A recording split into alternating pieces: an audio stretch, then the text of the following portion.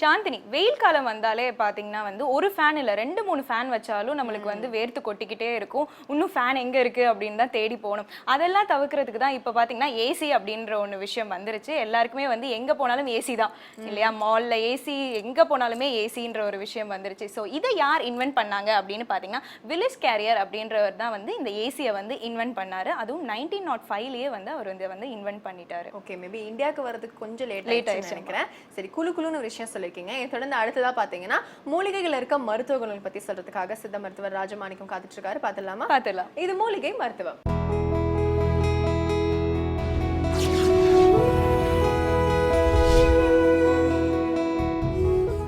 உலகெங்கும் உள்ள வேந்தர் டிவி நேயர்களுக்கு காலை வணக்கம். நம்ம இன்னைக்கு பார்க்க போற மூலிகை மருத்துவம் வந்து குடல் புண்ணுன்னு சொல்லுவாங்க. குடலில் வந்து இன்றைக்கி பார்த்தீங்கன்னா என்னென்னமோ புண்ணு வருது. ஏன் வருது, எதுக்கு வருதுன்னு யாருக்குமே தெரியல. அவங்க சாப்பிட்ற உணவுகள் இன்றைக்கி கடையில் போய் வடை, பஜ்ஜி இதெல்லாம் சாப்பிட்றாங்க. அதில் உள்ள எண்ணெய்கள் போய் குடலை கெடுத்துருது. குடலை கெடுக்கிறது மட்டும் இல்லாமல் தலைவலி அடிக்கடி வந்துக்கிட்டே இருக்கும்.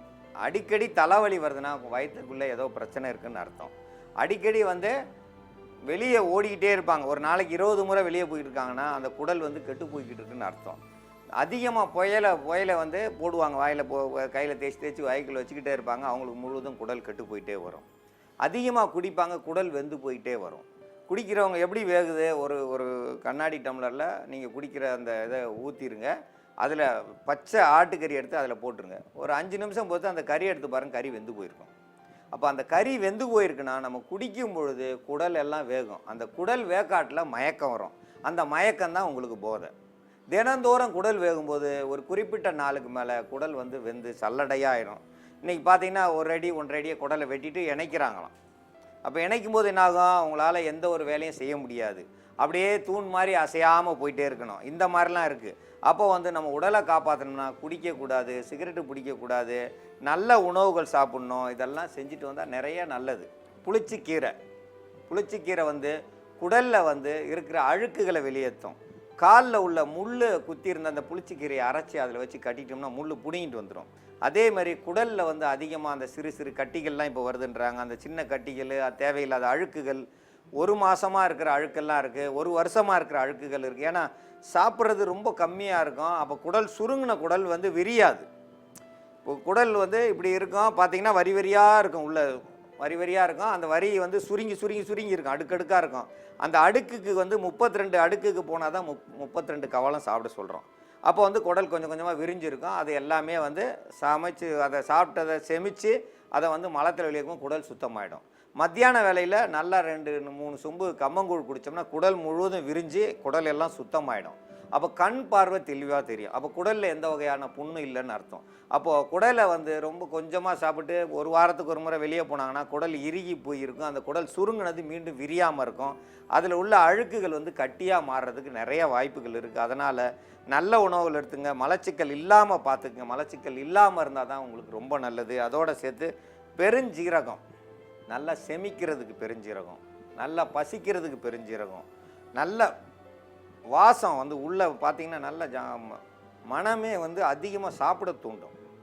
அதனால தான் கடையில் போய் நீங்கள் எங்கே சாப்பிட்டாலும், உணவு விடுதியில் சாப்பிட்டாலும் கொஞ்சம் பெருஞ்சீரகத்தில் சக்கரை தண்ணியை முக்கி வச்சுருப்பாங்க. அதை எடுத்து வாயில் போட்டால் சீக்கிரம் செமிச்சிடும். திருப்பி வந்து கடையில் சாப்பிட வருவாங்க, அங்கே சாப்பிட்டா சீக்கிரம் செமிக்குது இல்லை, அங்கே போட்டிருக்க பெருஞ்சீரகமும் அந்த சக்கரை தண்ணியும் தான் அவங்களுக்கு சீக்கிரம் செமிக்குது.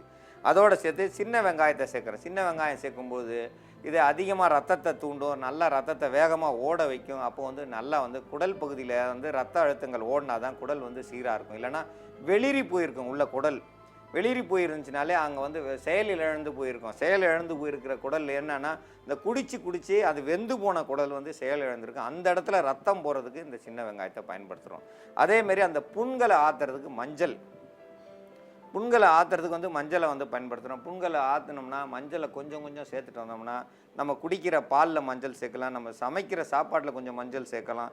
இந்த மாதிரி மஞ்சள் சேர்த்தோம்னா உள் உறுப்புகளில் இருக்கிற கிருமிகள் வெளியாகும், குடல் புண் ஆறும். அது மட்டும் இல்லாமல் பனை வெல்லம் நம்ம சேர்க்குறோம். பனை வெல்லம் சேர்த்தாலே குடலுக்குள்ளே புண்ணே இருக்காது. இது வந்து குளிர்ச்சி மட்டும் இல்லை, இது வந்து நோய் கிருமிகளை வந்து வெளியேற்றிடும். எப்படியாப்பட்ட வந்து விஷத்தன்மை உள்ள கிருமி இருந்தாலும் அதை வந்து வெளியேற்றிடும். பனை வெல்லம் பார்த்தீங்கன்னா பால் இறக்குவாங்க, அந்த பனை மரத்துலேருந்து கல், அதுதான் வந்து பனம் பால்னு சொல்லுவோம். அந்த பனம் பால் இறக்கும் பொழுது அதுக்குள்ளே தேள், பூரான், பாம்பு எது விழுந்தாலும் அதுதான் செத்துருக்கும். அதை அப்படியே நம்ம கண்ணுக்கு முன்னாடி அப்படியே வடிகட்டி கொடுப்பாங்க. கொடுத்து அதை குடித்தாலும் எந்த ஒரு யாருக்குமே வந்து எந்த ஒரு மயக்கமோ எதுவுமே வராது. அது குடிக்கணும்னா எவ்வளோ குடிக்கணும்? ஒரு பாலாடை அளவு, பாலாடைன்னா ஒரு சங்கு அளவு குடித்தோம்னா, ஒரு மரத்து கல் 40 நாள் 48 நாள் குடித்தோம்னா அந்த உடலுக்கு வந்து தோல் நோய் வராதுன்னு சொல்லுவாங்க. இவங்க என்ன செய்கிறது, 1 லிட்டர் கல்லை குடிக்கிறேன், 2 லிட்டர் கல்லை குடிக்கிறேன்னா கண்டிப்பாக தோல் நோய் வரும். அளவுக்கு மிஞ்சினா எல்லாமே அமிர்தமும் நஞ்சாக மாறும். அதனால் அந்த ஒரு பாலாடை சங்கு தான் அந்த பனம் பால் குடிக்கணும். அதே மாதிரி தான் பனை வெல்லம் கொஞ்சமாக சேர்த்துக்க ரொம்ப நம்ம உடம்புல நிறைய நன்மைகள் செஞ்சுக்கிட்டே வரும். இதெல்லாம் சேர்ந்து குடல் புண்ணை சரியாக்குறதுக்கான மருந்து தயாரிக்கும் முறை இப்போ பார்ப்போம்.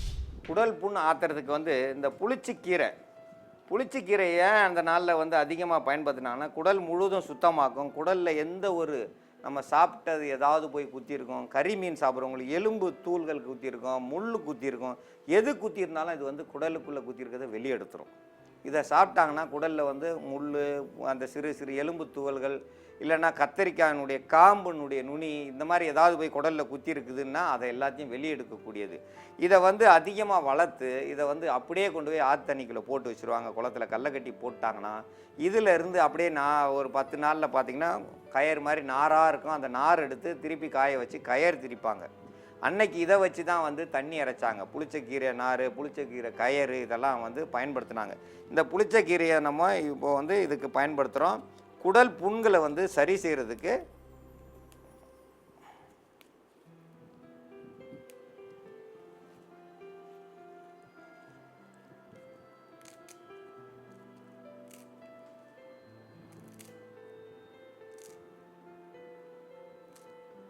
ஒரு 10 கிராம் அளவுக்கு புளிச்சக்கீரை வந்து நம்ம பிச்சு நல்லா போட்டிருக்கோம்.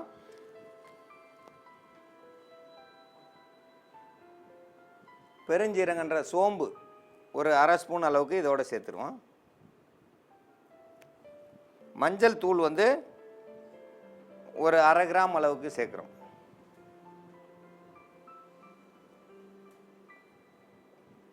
வெங்காயம் வந்து ஒரு 2 வெங்காயம் போட்டால் போதுமானது.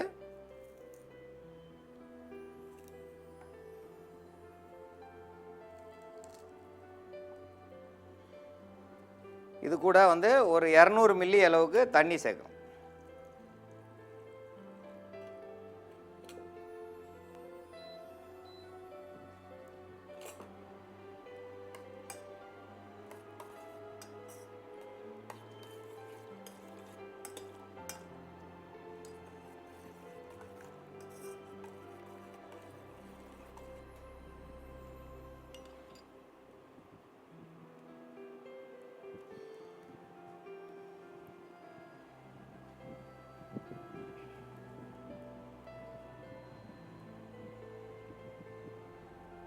இந்த மாதிரி நல்லா கொதிக்க விட்டு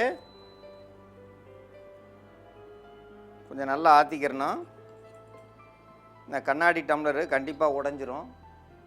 அதே மாதிரி தான் நம்ம சொல்கிறோம், அந்த சூடாக இருக்கிற நேரத்தில் குளிர்ந்த இதில் வந்து தண்ணியை ஊற்றினாலோ, நமக்கு உள்ள வந்து குளிர்காலத்தில் வந்து சுட டீ குடித்தாலோ குரல் வளம் கெட்டு போயிடும். அதேமாதிரி அனல் நேரத்தில் குளிர்ந்த தண்ணியை நம்ம குடித்தாலும் குரல் வளம் கெட்டுரும். அதனால தான் கொஞ்சம் ஆற்றி வந்து இதை கொஞ்சம் இது பண்ணுறோம்.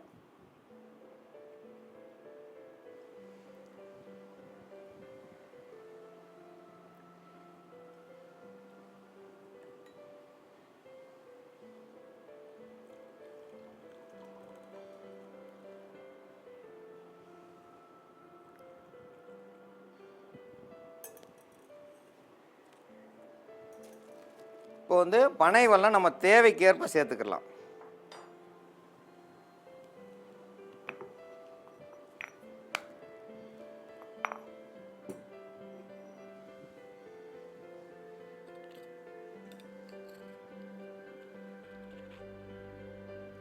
பனை வெல்லம் வந்து அதிகம் தேவையில்லை, நம்ம தேவைக்கேற்ப சேர்த்து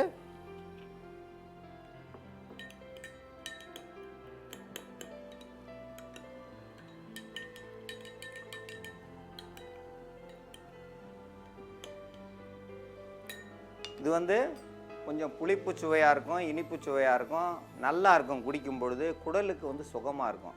உள்ள புண்ணாக இருந்துச்சுன்னா வலி இருந்துக்கிட்டே இருக்கும். வலி இருக்கும் பார்த்தீங்கன்னா தலை வலிக்கும். தலை வலிக்குதா அப்படியே பிச்சுக்கிற மாதிரி இருக்கும். ஆனால் இதை குடிக்க குடிக்க வயத்தில் வலி அது குறைய தலைவலி குறைய ஆரம்பிச்சிடும். இதே மாதிரி அவங்க வந்து தினந்தோறும் குடிச்சிட்டு வந்தாங்கன்னா ஒரு குறிப்பிட்ட நாளில் குடலில் இருக்க புண்கள் ஆற ஆரம்பிச்சிடும். அதிக அளவு தேவையில்லை. புளிச்சக்கீரை வந்து ஒரு 10 இலை எடுத்துக்கிட்டால் போதுமானது. அதோடு சேர்ந்து நம்ம பெருஞ்சீரகம் ஒரு 1/2 ஸ்பூன் அளவு சேர்த்துருக்கோம். 2 சின்ன வெங்காயம், அதோட மஞ்சள் பொடி வந்து ஒரு அரை கிராம் எடுத்துருக்கோம். தேவைக்கேற்ப பனைவெல்லம் சேர்த்துருக்கோம். இது எல்லாத்தையும் ஒன்றா கொதிக்க வச்சு வடித்து இதை வந்து குடிநீராக வந்து நம்ம குடித்தோம்னா குடலில் இருக்க புண்கள் கொஞ்சம் கொஞ்சமாக ஆறும். கொஞ்சம் கொஞ்சமாக ஆறும்பொழுது கண் பிரகாசமாகும். நல்ல பசியை தூண்டக்கூடியது.